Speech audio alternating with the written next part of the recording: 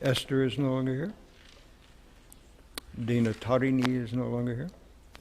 All right.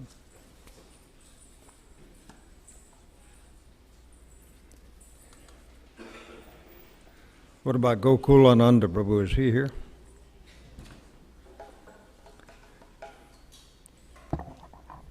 Ishwari Kumari is here. And several little guys. Hare Krishna. Today is Wednesday, October the 4th, I believe. Yes. And for those of you who are listening in from outside Dallas, it looks as though Dallas is getting a reprieve. We're going to have lower temperatures for the next several days, below 100 degrees. That's pretty nice. And some days below 90 degrees. That's your weather report for today. I'll give you the update on the traffic soon. For those of you who don't know me, who are listening in perhaps, my name is Rupanuga. I'm a disciple of His Holiness Tamal Krishna Goswami, grand disciple of His Divine Grace A.C. Bhaktivedanta Swami Maharaj. Today we're going to be reading from the third canto, chapter 15, and we'll be covering texts 11 through 25, if memory serves me well, and it quite often does not, but I think that's the case.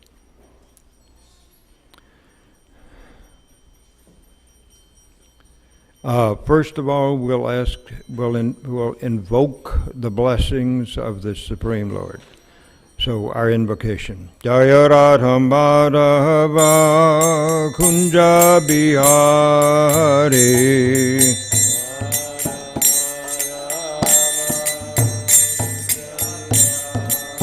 Jaya Radha Madhava Kunja Bihari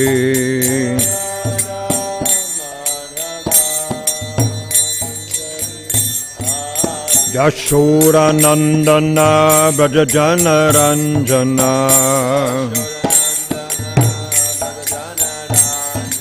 Yashoda Nandana Brajajana Ranjana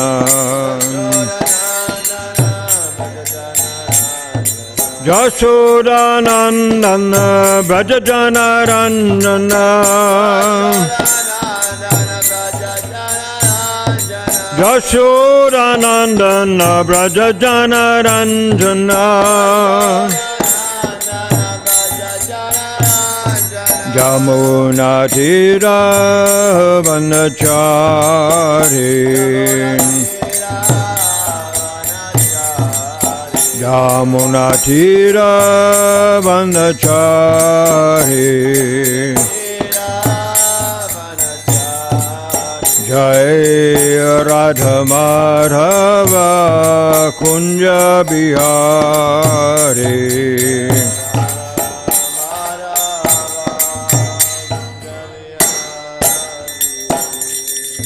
Nitai Gaura Premananda Hari Hari Bo. Let's see, we don't have Premadwani prayers now, right? No, you should just open the roll by the Yeah, okay. Om Namo Bhagavate Vasudevaya.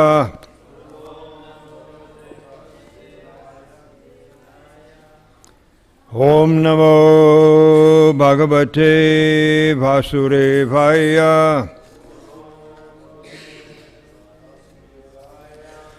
Om Namo Bhagavate Vasudevaya. Narayanam Namaskritya Naram Chaiva Narottamam Devim Saraswatim Vyasam Tato Jayam Udirayat Nasta Prayesva Badreshu Nityam Bhagavata Sevaya Bhagavati Uttama-shloke Bhaktir Bhavati Naistaki Grantara Srimad Bhagavatam Ki Jai. So we have a microphone in hand. Okay, Jose, would you please begin by reading text number 11? Please, the translation only. Is just pulling it up. Okay. There we go. Sri Maitreya said, thus Lord Brahma... It's not on. Is it on? Turn up the volume. I won't continue unless we can have that microphone working. Too many times I've sat at home and listened, waiting in anticipation to hear the voice that was making a comment. Sri Maitreya said, thus Lord Brahma, who is understood by transcendental vibration, tried to satisfy the demigods, being pleased with the words of prayer.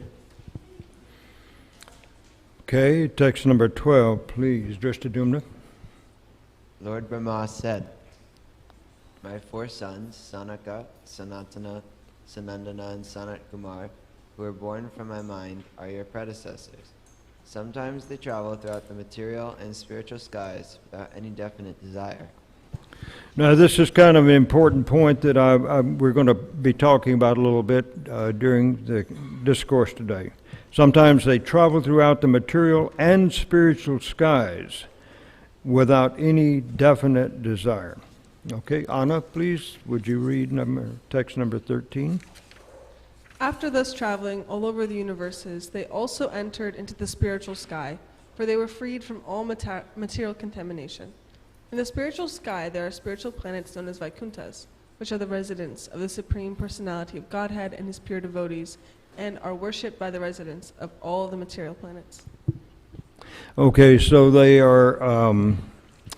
they're traveling at will, freed from all material contamination, which leads me to believe that they had no gross material bodies. They only had their subtle bodies, and the question, well, we'll ask some other questions later. Gokulanand Prabhu, text number 14, please. Text 14. In the Vaikuntha planets, all the residents are similar in form to the Supreme Personality of Godhead. They all engage in devotional service to the Lord without desires for sense gratification. Okay, Mother Prabhupada Priya Prabhu, please.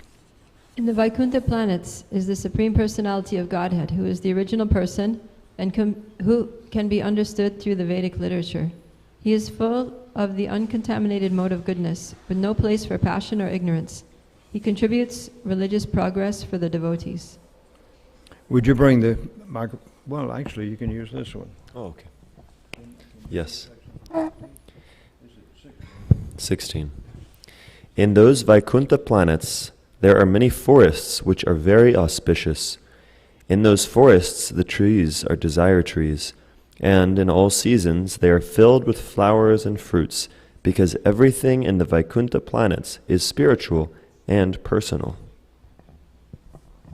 Text number 17, please, Jose Prabhu. In the Vaikuntha planets, the inhabitants fly in their airplanes, accompanied by their wives and consorts, and eternally think of the character and activities of the Lord, which are always devoid of all inauspicious qualities. While singing the glories of the Lord, they deride even the presence of the blossoming Madhavi flowers, which are fragrant and laden with honey. Okay, so in the spiritual world, then, we're understanding from this text that the residents are not attracted by the sensory pleasure of the blooming flowers, which are very, very fragrant. Okay, and they're also said not to be attracted to their consorts. Number 18, please. Prabhupada Priya Devi. When the king of bees hums in a high pitch, singing the glories of the Lord, there is a temporary lull in the noise of the pigeon, the cuckoo, the crane, the chakravaka, the swan, the parrot, the partridge, and the peacock. Such transcendental birds stop their own singing simply to hear the glories of the Lord. So the humming of the bees then are not just an ordinary sounds such as we would perceive with our own ears in these bodies, but rather they are transmitting the glories of the Lord, but the bees in the Vaikuntha world. Okay? Jose, please, number 19. Although flowering plants like the mandara, kunda, kurabaka, utpala, kampaka, arna, punarga, nagakeshara, bakula, lily, and parijata are full of transcendental fragrance, they are still conscious of the austerities performed by Tulasi. For Tulasi is given special preference by the Lord, who garlands himself with Tulasi leaves. Okay, and we want to talk a little bit about why all this detailed information about the types of flowers and trees and creatures who are in the Vaikuntha planets. Why are those being brought up in the Srimad Bhagavatam? Okay, would you, Briyat Madanga Prabhu, please, text number 20.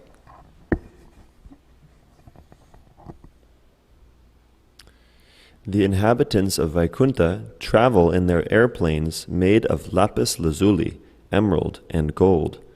Although crowded by their consorts, who have large hips and beautiful smiling faces, they cannot be stimulated to passion by their mirth and beautiful charms. No distractions from the glories of the holy name in the Vaikuntha planets as there are in this planet. We have many distractions, but those are not those are not present in the denizens of the Vaikuntha planets. Okay, do you feel like reading or no? Okay, all right, Jose, please, text number 21. The ladies in the Vaikuntha planets are as beautiful as the goddess of fortune herself. Such transcendentally beautiful ladies, their hands playing with the lotuses and their legs bangles tinkling, are sometimes seen sweeping the marble walls, which are bedecked at intervals with golden borders, in order to receive the grace of the Supreme Personality of Godhead. So they're sweeping the marble walls in the Vaikunthas, and you wonder, is there dust there? If it is, it's transcendental dust. Even the dust has personality in the Vaikunthas. Gokulananda Prabhu, text number 22, please. Text 22. The goddess of fortune worship the Lord. The goddesses of fortune worship the Lord in their own gardens by offering tulasi leaves on the coral-paved banks of transcendental reservoirs of water. While offering worship to the Lord, they can see on the water the reflection of their beautiful faces with raised noses, and it appears that they have become more beautiful because of the Lord's kissing their faces. Goddesses of fortune. Okay. Prabhupada Priya Devi, text number 23. It is very much regrettable that unfortunate people do not discuss the description of the Vaikuntha planets, but engage in topics which are unworthy to hear and which bewilder one's intelligence. Those who give up the topics of Vaikuntha and take to talk of the material world are thrown into the darkest region of ignorance. Those who give up the topics of Vaikuntha and take to the talk of the material world are thrown into the darkest regions of ignorance, which kind of means Dallas, Texas, perhaps? Text number 24, please. Briyat Madanga. Lord Brahma said, "My dear demigods, the human form of life is of such importance that we also desire to have such life. For in the human form one can attain perfect religious truth and knowledge. If one in this human form of life does not understand the Supreme Personality of Godhead and his abode, it is to be understood that he is very much affected by the influence of external nature." Okay. And text number 25, I'm going to ask Mother Prabhupada Priya, please, to read the. Well, I think first of all, we're going to talk about text number 25. So let's begin by reading the translations, or I should say the transliterations of the Sanskrit.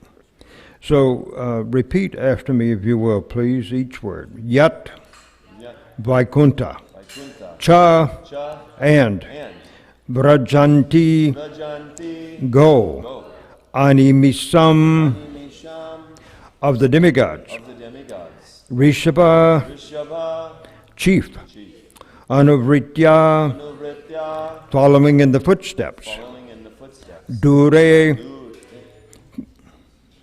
keeping at a distance, Yama, regulative principles, He, certainly, Upari, above, Na, us, Sprihanya, to be desired, Shila, good qualities, Bhartu, of the Supreme Lord, Mita, for one another, Sannyasa,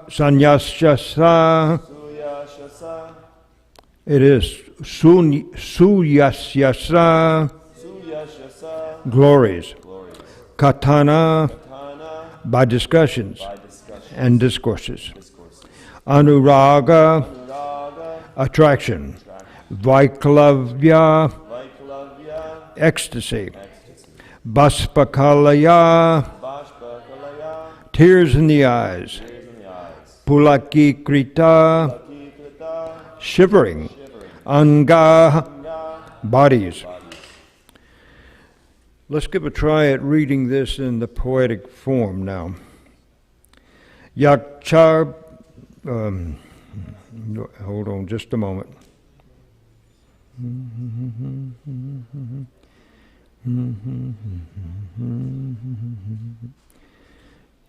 Yacha vrajantyanami mishyam rishabhanuvritya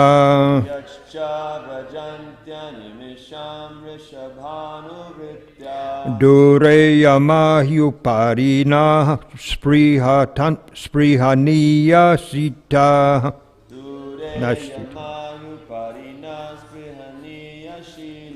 That last word was not sita, it was shila. Bhartur mita suyasasa katanagnuraga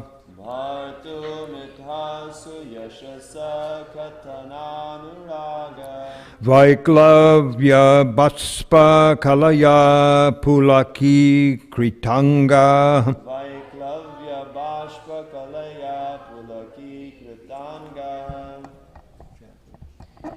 Yachcha vrajantya nimisham rishabhanuvritya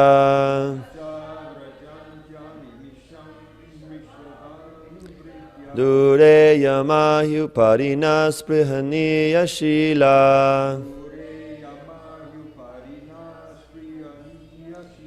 Bhartur mitasu yashasa katananuraga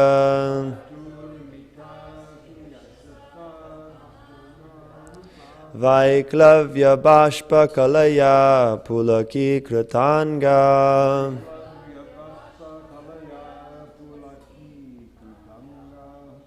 Anyone else want to chant? It's not an easy piece.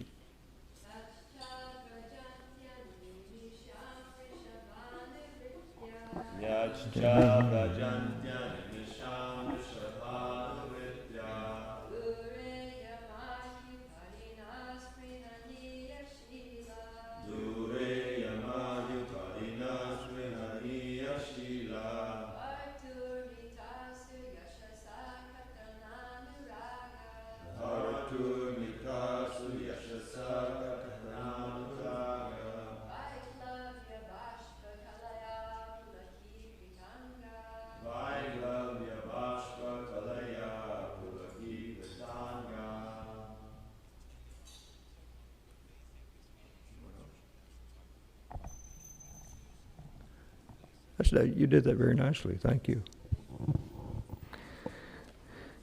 All right, translation. Would you read the translations, please, Mother Prabhupada, Priya?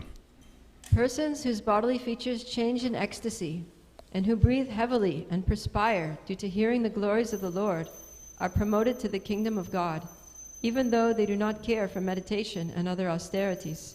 The kingdom of God is above the material universes, and it is desired by Brahma and other demigods. This is quite a long purport that follows, and I'm going to ask you if you will please read that first paragraph. Can you see it well enough from there? Yeah. Purport. It is clearly stated herein that the kingdom of God is above the material universes. Just as there are many hundreds and thousands of higher planets above this earth, so there are many millions and billions of spiritual planets belonging to the spiritual sky. Brahmaji states herein that the spiritual kingdom is above the kingdom of the demigods. One can enter the kingdom of the Supreme Lord only when one is highly developed in desirable qualities. All good qualities develop in the person of a devotee. It is stated in Srimad Bhagavatam, 5th canto, 18th chapter, verse 12, that anyone who is Krishna conscious is endowed with all the good qualities of the demigods. In the material world, the qualities of the demigods are highly appreciated, just as even in our experience, the qualities of a gentleman are more highly appreciated than the qualities of a man in ignorance or in a lower condition of life. The qualities of the demigods in the higher planets are far superior to the qualities of the inhabitants of this earth. Okay, second paragraph, please. Okay. Brahmaji confirms herewith that only persons who have developed the desirable qualities can enter into the kingdom of God.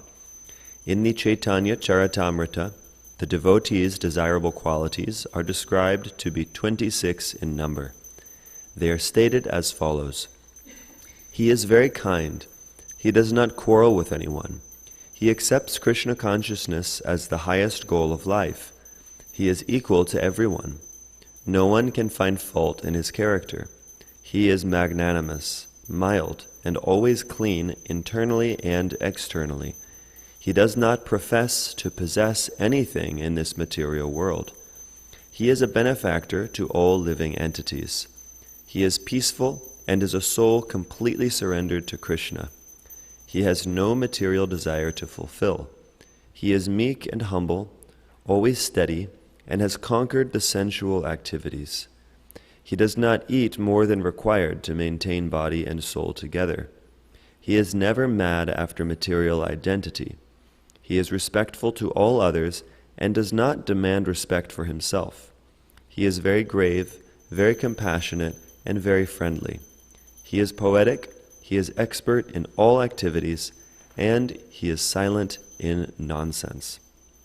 Similarly, in Srimad Bhagavatam, 3rd canto, 25th chapter, verse 21, the qualifications of a saintly person are mentioned.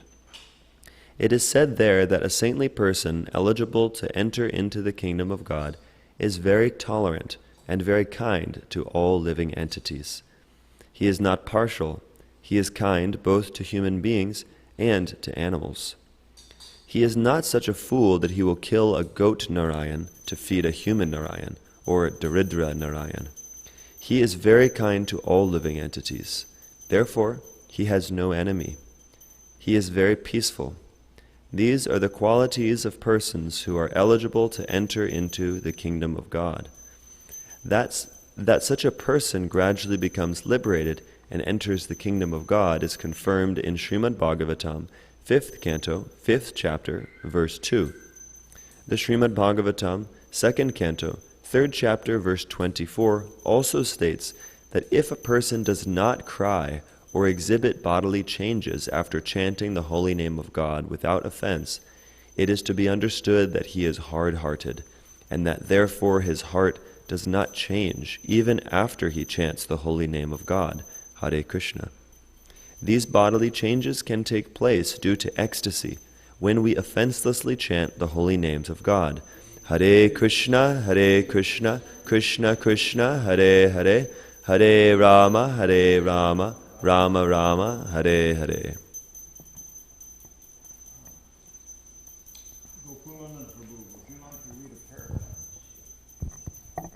It may be noted that there are 10 offenses we should avoid. The first offense is to decry persons who try in their lives to broadcast the glories of the Lord. People must be educated in understanding the glories of the Supreme.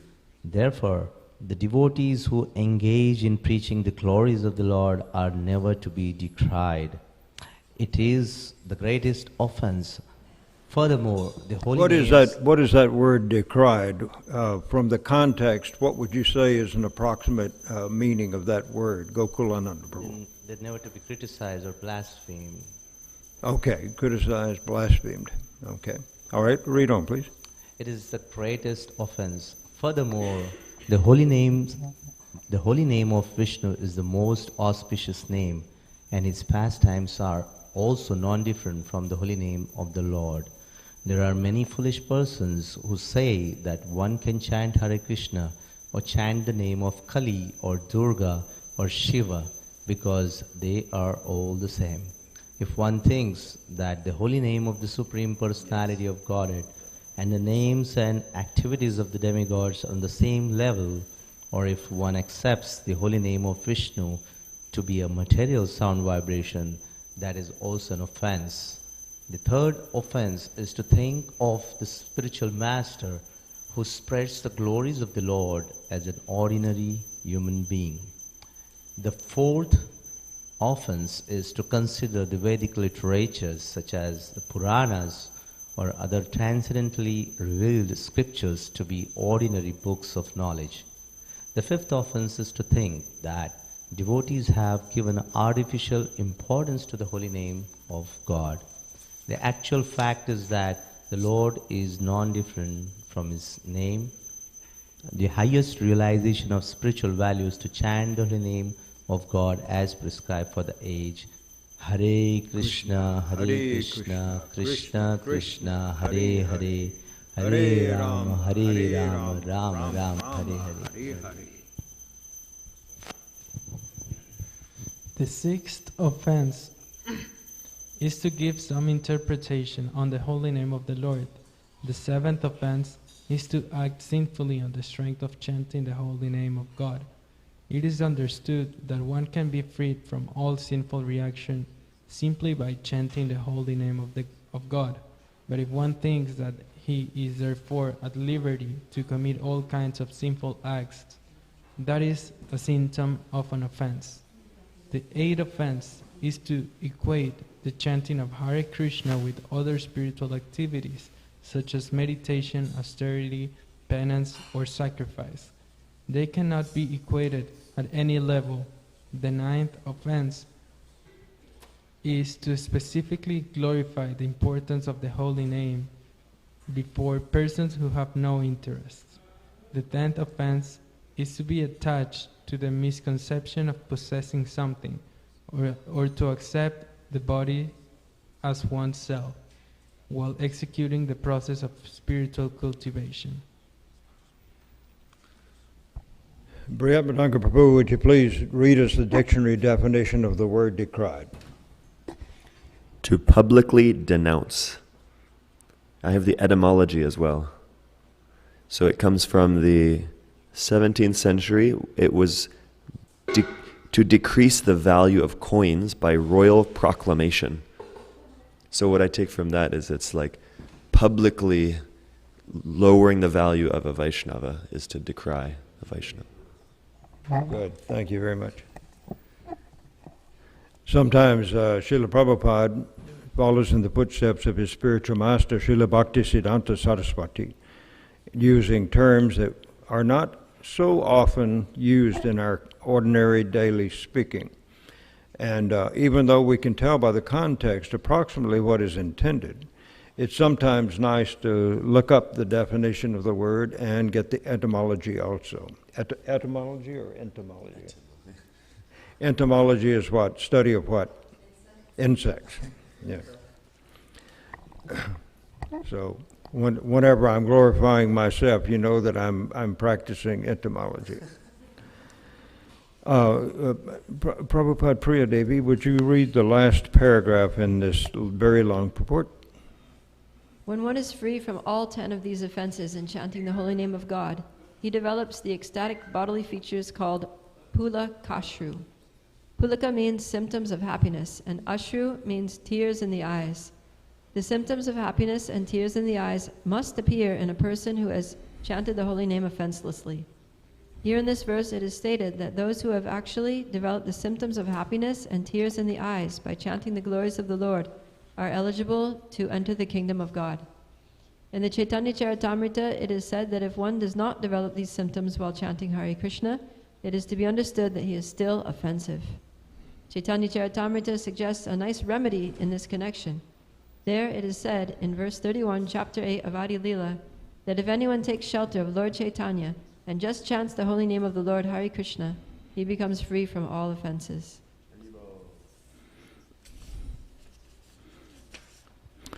That was a very long purport by His Divine Grace A.C. Bhaktivedanta Swami Prabhupada Ki Jai. And thank you all for taking a turn in reading that.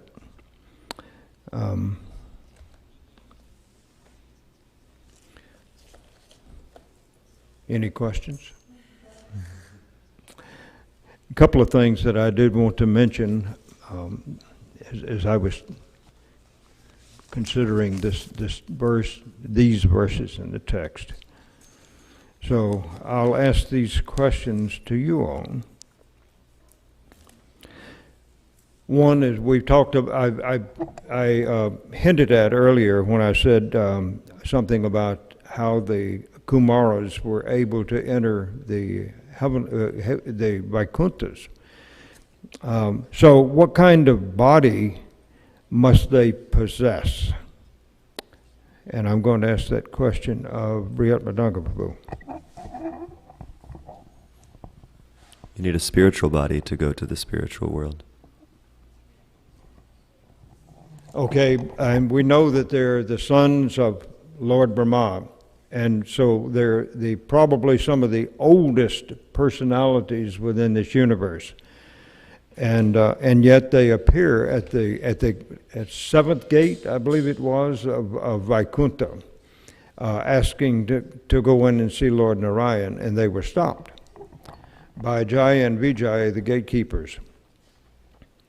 So if a person, let's see, I think in this book, in this text rather, it was stated that talking about the good qualities of a very pure person, he does not demand respect for himself.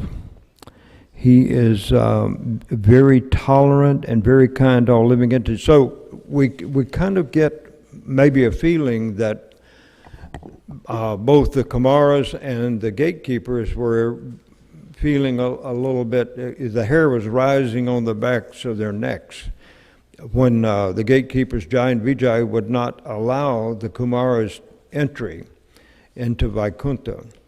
And so they have a spiritual body, but we all have spiritual bodies, don't we? That we have somehow or other become covered over by Krishna's very powerful material energy. And so our spiritual forms are not visible to these material eyes that we have. And so it appears that that the Kumaras were able to leave behind their subtle bodies, which I am presuming they have as demigods, the sons of Brahma. That doesn't necessarily mean that they have gross material bodies such as we have, bodies that are made of the dirt and which return to the elements of the earth once we have departed from these bodies. So you take a human body or any kind of an animal body for that matter, and if the individual who inhabits that body has left, you can take that body and toss it out into the woods and come back a year later, and you might see some bones and a skull, or something, probably maybe some hair if it's an animal, a furry animal. And if you come back 10 years from then, you probably would be a little difficult to find even a trace of those bodies. So we cannot leave this atmosphere of this planet in our material bodies without the help of some mechanical contrivance, something that will provide us pressure, which is air pressure is what we're feeling right now, the pressure of the air weighting down on us. And if we were to leave this planet, we would have to have some special suit to wear, not only to protect us from the pressure, but also protect us from some radiation that is known to be present, cosmic radiation, which is also similar to X-rays in its frequency.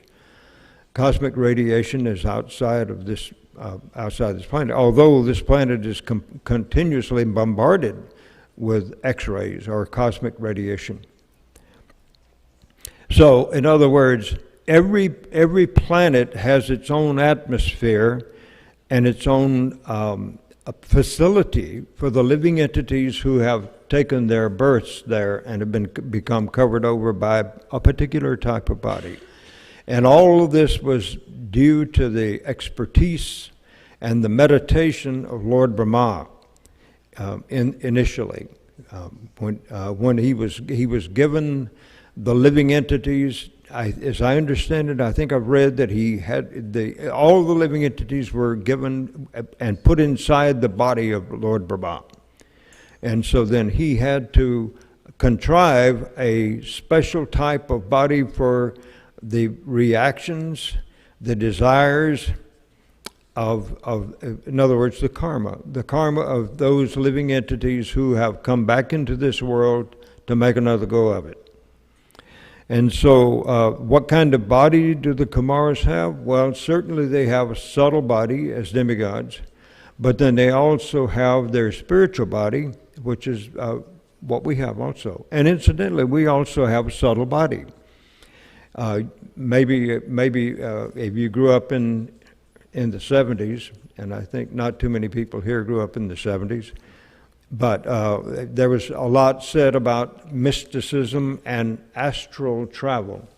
You heard that term? So we have an astral body, as they called it back then. And that means that you can, if somehow or other you can learn how to do it, then you can travel all over the universe in your astral body. And so some people who were attracted to mysticism, as I was in the early 70s, we had no idea what all of this meant. But we got the idea that there was some kind of reality beyond the very boring society in which we found ourselves. And boredom was one of the most difficult situations that I had to deal with as a young fellow coming up. Even after getting out of college and getting married the first time, getting out of college the first time and getting married. I'm still married to that same person, by the way. There was the problem of going to the same office every day, being with the same people, listening to the same conversations, and then trying to remain interested in one's occupation that he used to pay the bills. So that was difficult. So the Kumaras don't seem to have that kind of problem. Who is another personality within our universe who can also travel not only in the higher planets of this universe, but travel outside? Who is that? Narada Muni, the spaceman, space traveler, Skywalker. So this is pretty. So we wonder, how is it that the Kumaras, being so purified that they could actually travel into the Vaikuntha planets, would become a little irritated because they were not permitted entry into the gates, through the gates, to see their Lord Narayan. And what do we think?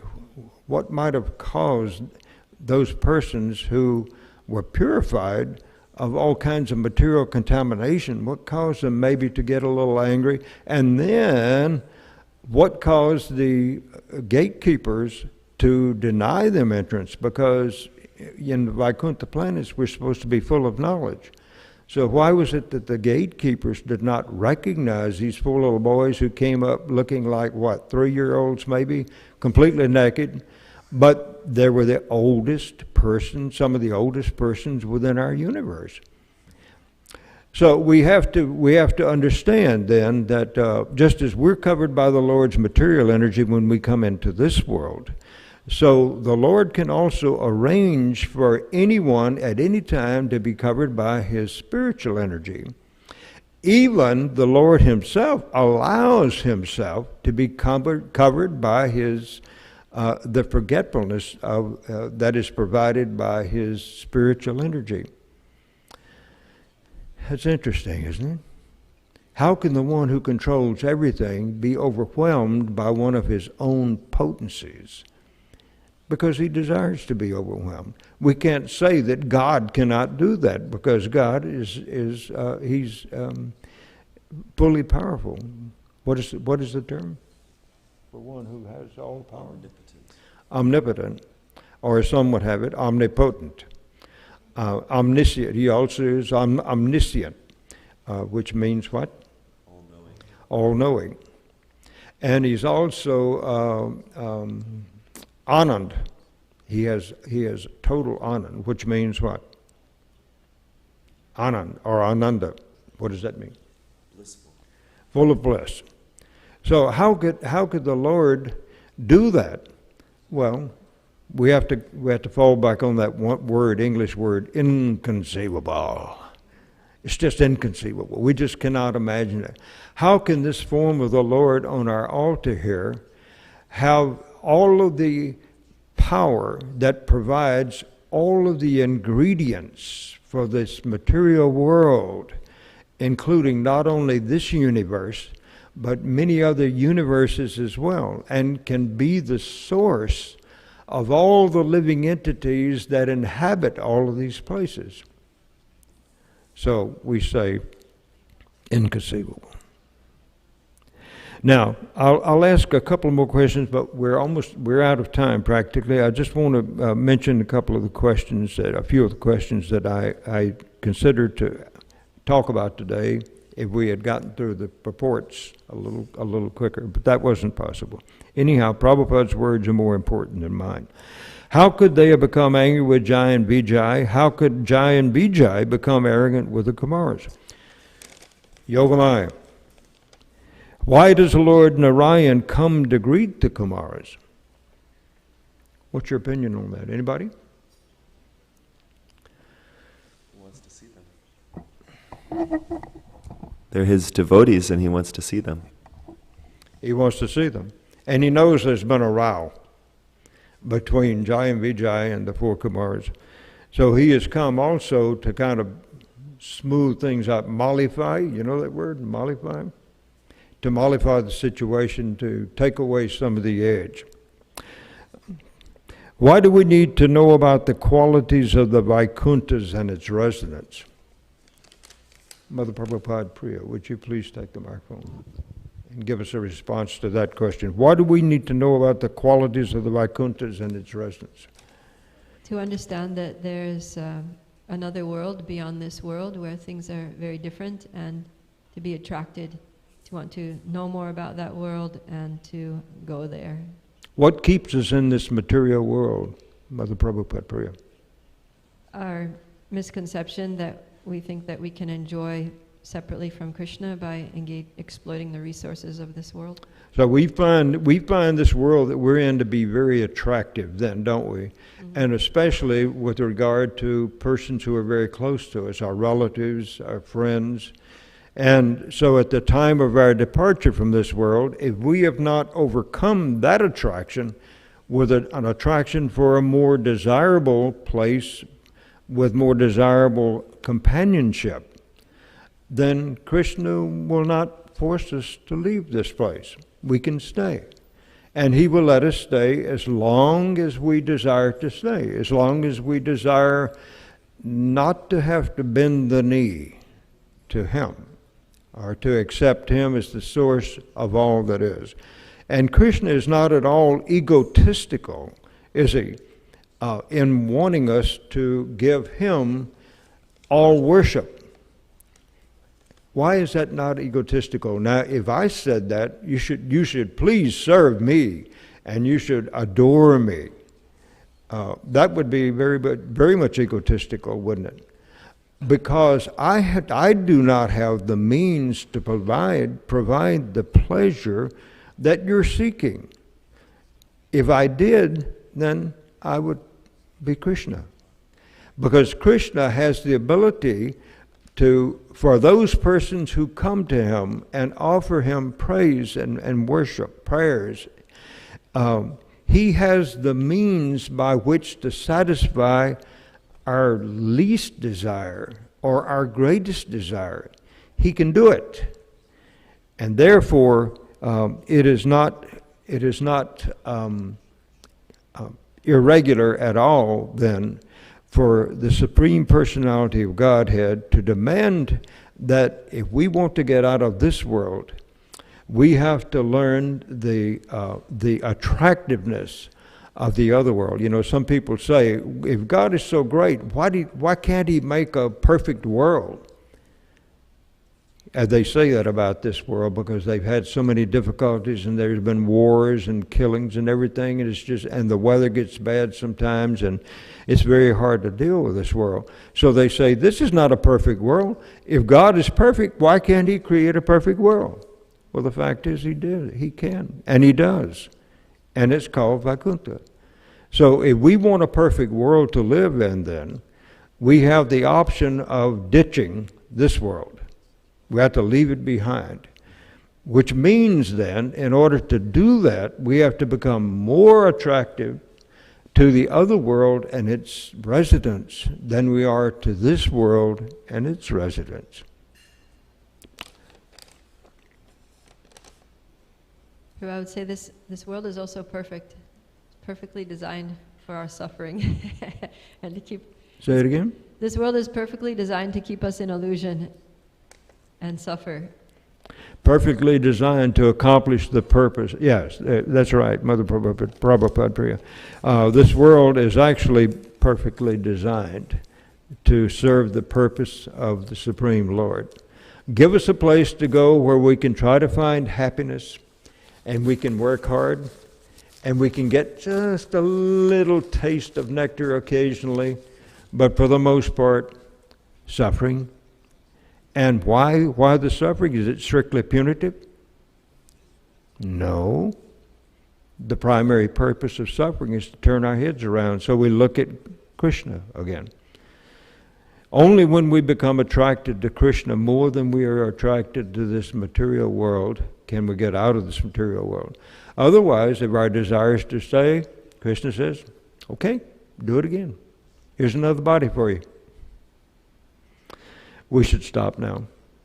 One more question, please, or I had comment? a thought, because sometimes you hear people say, kind of ignorant people say, that I don't want to go to heaven, I'd rather go to hell because all my friends are going to be there. But I was thinking, and people don't want to leave this earth, because they're friends and family. Like you were saying, we're attached to our friends and family here. Of course, everyone has to leave, but the thing is, our real friends and family are in the spiritual world. It's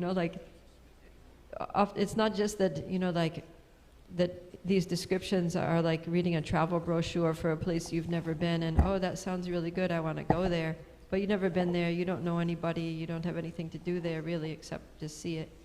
Whereas the spiritual world is like, that's actually our home. Like that's where our family is, that's where our friends, that's where we have a service to do. So why then would Srila Prabhupada leave the spiritual world to come here? Just to get us back. Compassion, real compassion. We don't have that kind of compassion as Prabhupada had. Maybe we have it to a certain extent. We're developing it, we hope, but we don't have the compassion that he had to leave the spiritual world and come down here just to bail us out. Anything more? My point was that it's not an unknown place, it's just that we've forgotten it, but that's actually like where we fit in, that's like our place. All right, thank you all very much for staying over with me a little bit. Thank you all who are outside listening in by internet. Hopefully the internet was working today.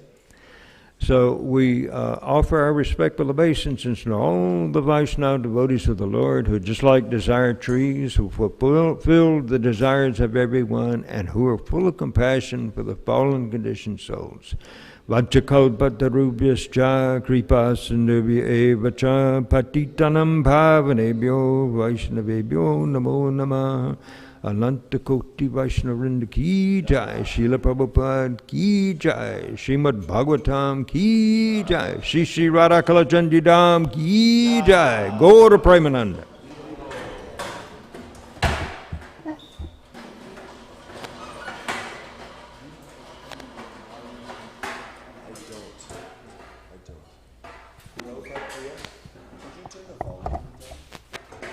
Rupanuga was asking if you could turn the volume. Oh, it's done. Oh. Go pull on it.